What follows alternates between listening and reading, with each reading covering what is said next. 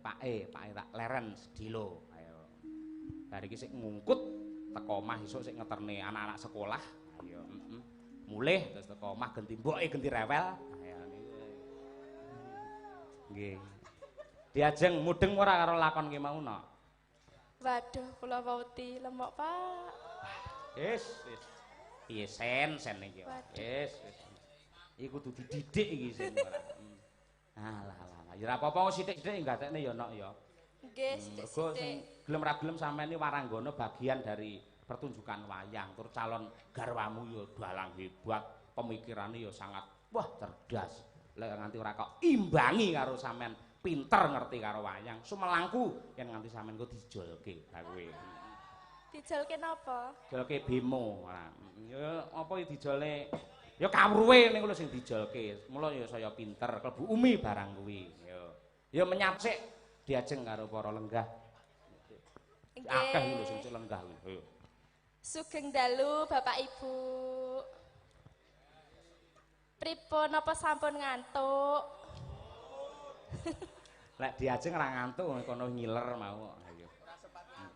Kula pun bubuk niki mawon. Nah ya ora apa-apa pancen ya kapan lemu leren pancen ya sewengi ya nyinden, sesuk langsung nyindeni klenengan esuk nganti sore. Lho. Bar kuwi sik drep. Alah. Nggih, mugi-mugi Bapak Ibu pundi niki Pak Desa Wayut. Tansah pinaringan sehat. Nggih. Kathah rezekinipun. Mugi-mugi tansah berkah barokah. Amin. Kok nggih tasih kuat to Pak sing mirsani? Lho, piye to Wayut ki beda. Nek ladan liya-liyane nuwun sewu bar limbukan niku sok-sok wis entek. Nek lek Wayut khususe umume Madiun beda. Ora kena sembrono mayang nang kene kuwi. Nyinden nang kene ora kena sembrono. Nabuh nang kene ora kena sembrono. Ngono kuwi. Gamelan bening-bening kaya nganti dileri eman-eman. Aku ora. Ayo saiki ganti umi, ayo matur apa nduk. Piye iki mau komen bab lakon sak isamu nggih ndi nduk adegan sing sampean sik kelingan. Kula tesih kemutan sing gunungan tinyuk-nyukne Pak.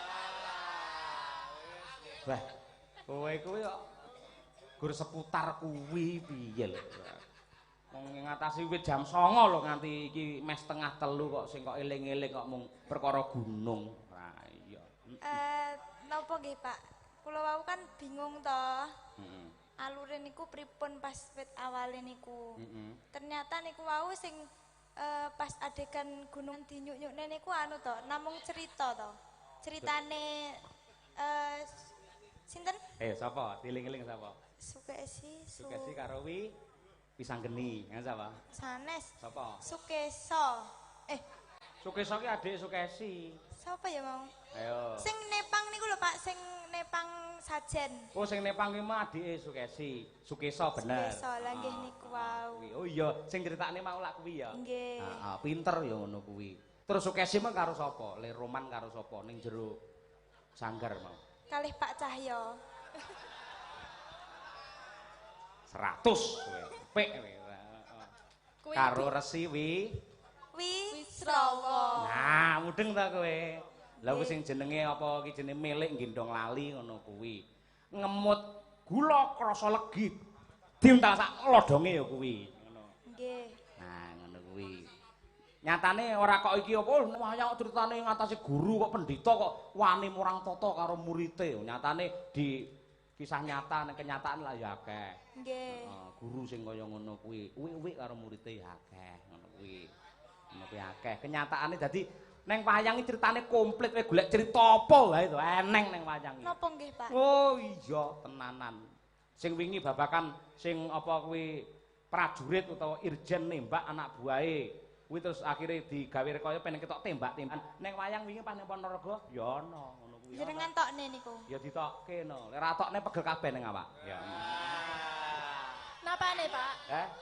Napane sih? Ide-idene Oh, pemikiran iki lho. idene. Wah diajengi mancing-mancing iki ketoke wis. Lho. Ketoke rada anu cah iki ya. Lah, kula lak mboten ngertos nggih tangklet to, Pak. Oh iya. Pak Yoyo, Dalem. wau niku Apa? sinten Sukesi niku wau ten wayang niku wau zina napa mboten? Maksudnya sampun napa niku napa sampun menikah kalih sinten? Wisrawa. Karo Wisrawa ning Wisrawa sanggar niku. mau to? Nggih. Kayak mau ya wis ndung tangtung dek kayak mau wisan. Lah nggih tapi sampun menikah. Urung nikah. Dadose dosa muka niku anu Apa? anak haram. Iya, anak haram. Oh, ngoten. Iya, mula dheke lak beling nesu. Apa kuwi jenenge? Wah, iya ngono kae wonge. Ngono kae.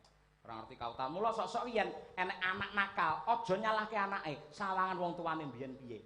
Nah, ini bukan salah dari dosa muka. Nek orang tua gimana untuk menciptakan dosa muka dulu. Nggih. Nah, ngono kuwi mula kuwi ilmu penting. Sok gelem ra gelem Mbak Diajeng sampean ya rabi. Sing jenenge hubungan suami istri sok lho ya. Nggih. Kuwi adalah ibadah. Mergo kuwi yen sampean ora ngerti carane, iso uga dadi srana upama lair jabang bayi beling. Mula sadurunge nindakake saresmi sampean sok kudu ndonga nyuwun marang purbane Hyang Agung. Yen perlu wudu sik, ya. Oh Ngono nggih. kuwi. Tur nuwun sewu. Titikane yen nganti sampean hubungan karo suami kok nganti sampean udo mblejet dadi anak engko akhire mesti ra duwe isin. Nah iku kudu kok eling-eling.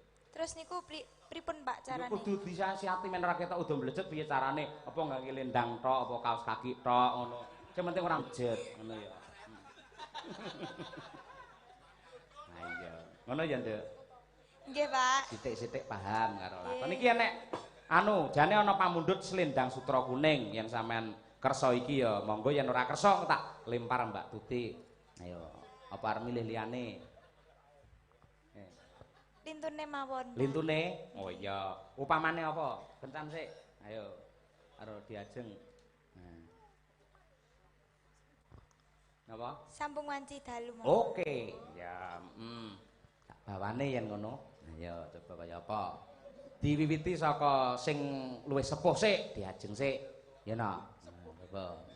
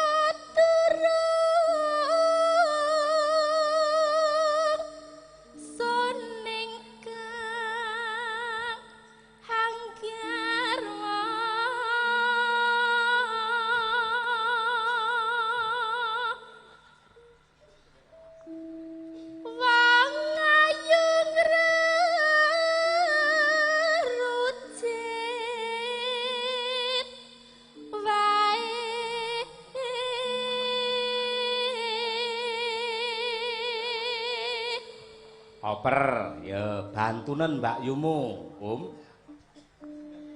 Randene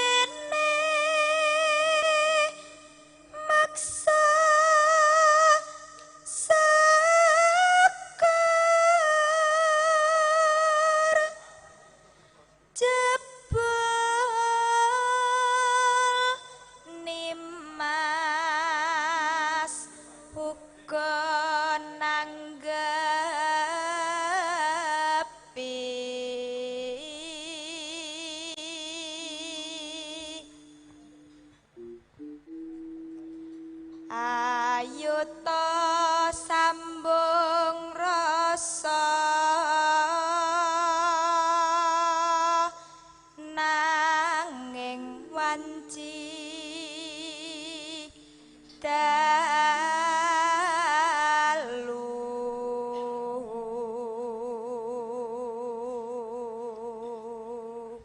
Lajeng tanana ingkang rubeda nyuntak tresna nadyan mung srana piranti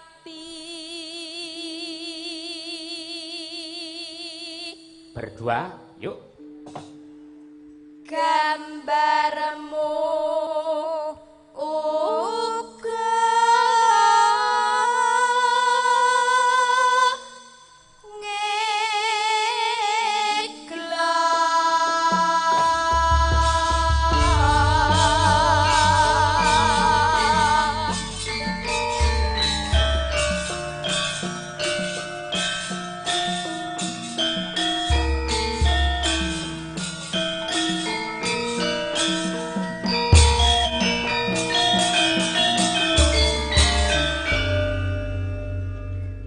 sing gedhe ngapuramu kang mas papujanku jajan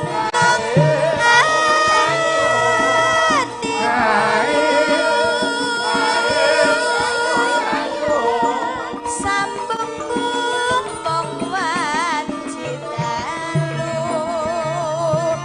ngrupita saremu kelawan garwamu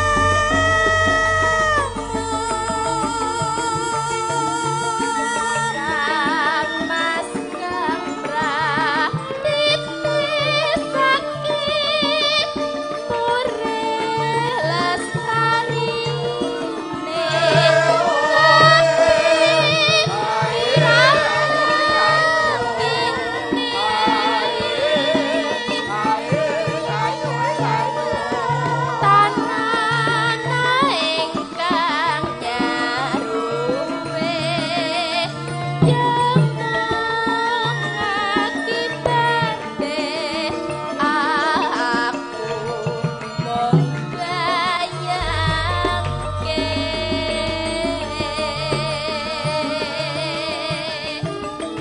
ramu ing atiku iki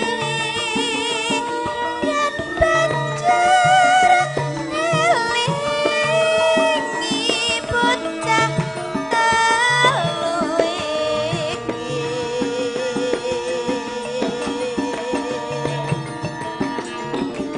apa tenan sida dadi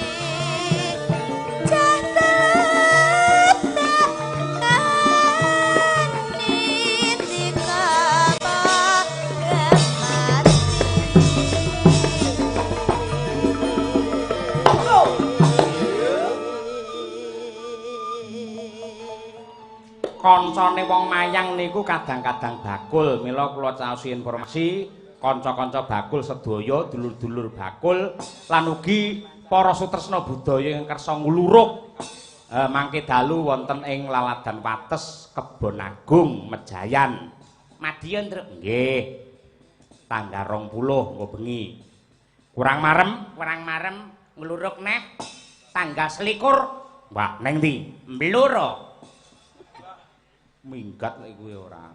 Lho ana lho yen sutresna budaya ki tekan ngendi-endi perlu Jakarta e nututi kok, Tru. Iya, penggemar lakon, penggemar sinden. Oh iya. Pemburu sinden. Oh iya, ngono kuwi ora apa-apa kok ya. Yuk. Mendah baya yen tesidhan urip lan nadi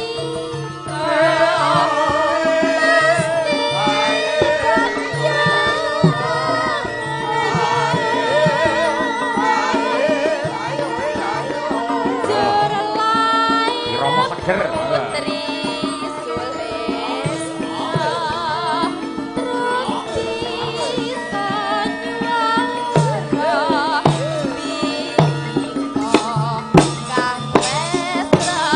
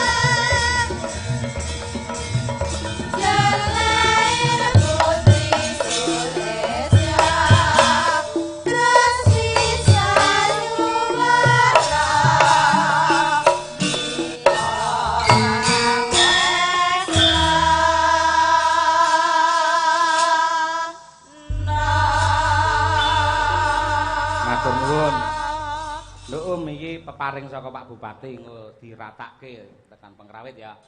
Nggih, matur nuwun. Sugeng enjing Pak Pramudya. Sugeng enjing Mas Cahyo. Wah, suarane pun telas. Kula pun rada-rada ngantuk. Waduh nyuwun ngapunten nggih Pak. Jatuh sepuh kudune limbukan wau Jan. Mboten napa, wau kagem bapa-bapa. Sakmenika kagem kawula, Pak. Nggih. Kawula. Nggih. Nggih. Mboten napa, Pak. LPMD. Tetep nyimak sampai tancap kayon. Ngoten mawon. Sing kula enten niku malah jenengan mareme kula semangati yen jenengan tunggoni kok. Ning suarane rada anu, Pak. Rada anu Mas Jaya, rada serak-serak basah. Mboten napa-napa.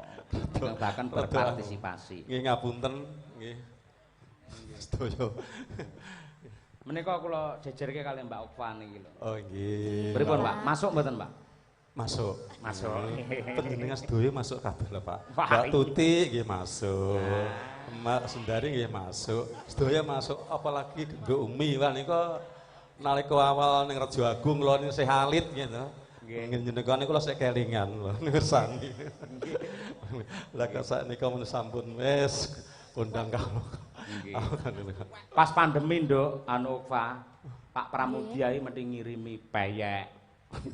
Sambel pecel. Mantap. Mantap ngoten niku. Ngerti yen kula niku pas pandemi lek ora tanggapan pas merongos-merongose. Nggih Mas saya sementing disyukuri sedaya. Alhamdulillah panjenengan pinrang sehat bagas waras. Kalih kasih rahayu sedaya. Amin. Monggo badhe Karnapa. Nggih. Mungkin nek mboten lali mengke dianu nggih Mbak Opa nggih. Nggih. Selendang sutra kuning. Nyebi mawon niki mbok menawi swara. Nggih. Langsung. Nggih, monggo. Selendang sutra kuning tandha mata sing diwenehake nalika berpisah kowe janji ora lalekake wis mesetan aku tansah ngelingake kowe atiku sumelang ning kono kowe piye kabare yen eling kowe aku nyawang selendang sutra kuning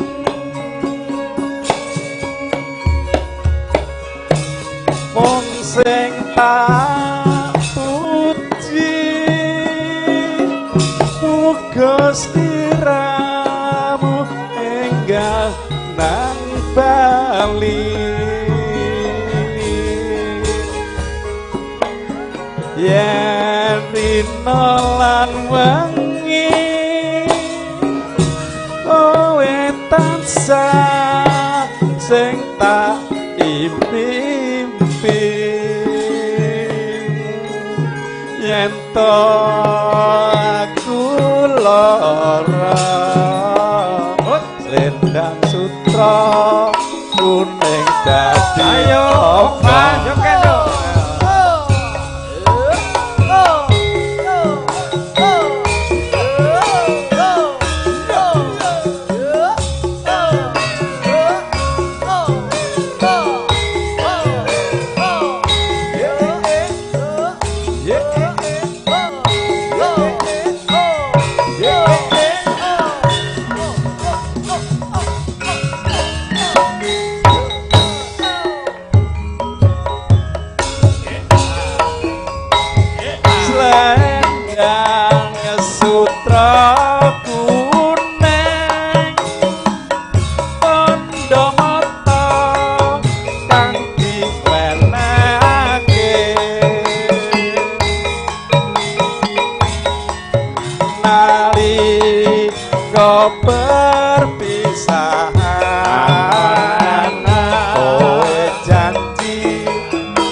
orang lalekake wis setahun aku tansah ngelingake kowe atiku sumelah ning kono kowe piye kabare yen eling kowe aku nyawang aslendang sutra kuning mong sing tak puji muga sliramu ing gandang bali yen lan mengi kowe tansah sing tak impi-impi yen to aku lara Endang sutra kuning dadi tombol matur suwun Mas Ayo. Luar biasa Pak Pram, elok. Bu, matur suwun sangat. Nderek muji jenengan tansah sehat selalu. Terus mbah nuwun.